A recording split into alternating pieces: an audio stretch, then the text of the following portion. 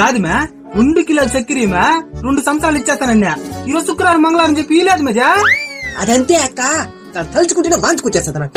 అప్పుడు నా వస్తువు తీసుకునేటప్పుడు మాత్రం మంగళవారం శుక్రవారం గుర్తుకు రావు, దాని వస్తువుకు మాత్రం వారాలు గుర్తుకొచ్చేస్తాయి. సరే వదినా, అది వచ్చేస్తానది.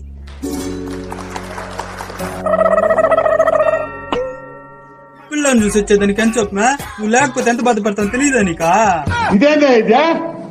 ఇది నేను చూడలే. సరే వదినా, కొంచెం లేట్ అయిపోయిందా? సరేమే, ఆఫీస్ నుంచి మా ఆయన వచ్చేసాడేమా, నేను బిచ్చి వేసి వచ్చేస్తా. సరే అక్క, తొందరగా రా.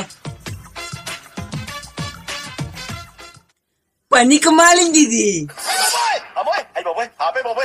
ఎదవలకే ఎదవది. అటు కాకపోతే వదినా, మన బిర్యానీ అనుకున్నారు ఒక్కొక్క ముక్క పెట్టలేదు వదినది. దానికే చాలు మొత్తం అదే మెసేజ్ ఉంటుంది. కుళ్ళు పోతుంది నది. మా ఇంట్లో ఏదైనా వండితే చాలు నడీలో వచ్చి కూర్చునేస్తుంది. దానికి పెట్టకుండా తినమాకుందా ముద్ద నష్టపోద్ది. వచ్చేస్తున్నాడు. తీస్తా, నాలో ఉన్న క్రియేటివిటీ మొత్తం బయటికి తీస్తా, నా తడాకా చూపిస్తా.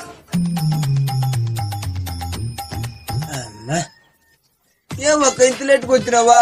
గుట్టుకద్దుడు అట్నే ఎంత బరువు ఎక్కిపోయిందా? సరే మే, కొంచెం లేట్ అయిపోయింది. మనం ఎప్పుడు ఇలానే కలిసి ఉండాలి. అవును, ఇలాగే కలిసి ఉండాలి. అవును, తప్పకుండా కలిసి ఉండాలి. ఇవి రెండు ఎప్పుడైతే సస్తాయో అప్పుడే మనకి నెమ్మది. కూట్లు ఏదో ఒకటి కలిపి మనమే వీళ్ళిద్దరిని చంపేయాలా, కత్తి పెట్టి ఎత్తుకొని వచ్చి ఇద్దరు నరికేయాలా. సరే వదినా, మీ ఆయనకి జీతం ఎంత? 30,000. మా ఆయనకి 50,000 జీతం. మీ ముగ్గులంతా ఒక ఉద్యోగం చేసి బతకాలే, మా అయింది ఓన్ బిజినెస్. ఏందే ఈ ఎండాకాలం తాటికాయల మీద కూడా ఒక బిజినెస్ ఏనా? మా ఆయన గురించి తప్పుగా మాట్లాడద్దు.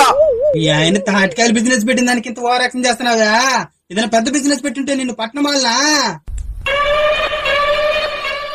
గాంధీ తాటికాయల వ్యాపారం సరే, మీ ఆయన కూడా రేపు మా ఉద్యోగం తీసేపోతారంటే నువ్వే వ్యాపారం చేయబోతావా? చాయ్, మా ఆయన గురించి తక్కువ చేసి మాట్లాడొద్దు. ఒరే, అప్పుడు మీ ఆయన మాత్రం శ్రీరామచంద్రుడు. మా ఆయన అరక తినేవాడా? కొరకలు దీనికి కొత్త అంటే నువ్వు కొరికేదా?